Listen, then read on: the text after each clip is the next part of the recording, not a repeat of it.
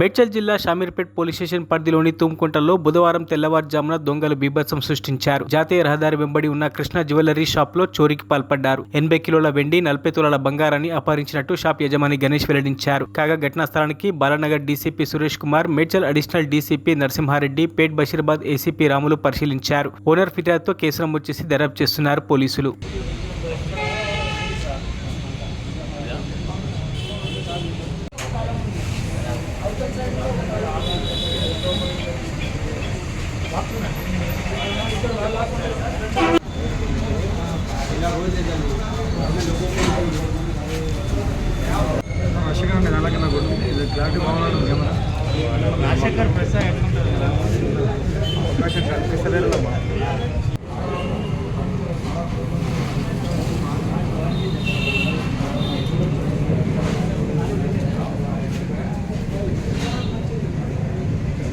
గణేష్ బర్ఫా,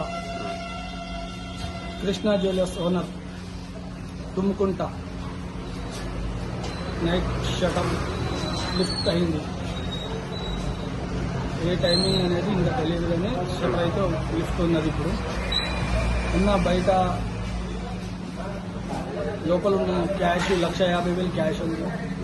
ఒక 90 kgs బట్టీలు, చిన్న చిన్న ఐటమ్స్ ఉన్నాయి. ఒక 20 kgs బాసన్లు ఉన్నాయి, గిన్నెలు, ప్లేట్స్, దీపాలు, అవి ఒక 20 kgs.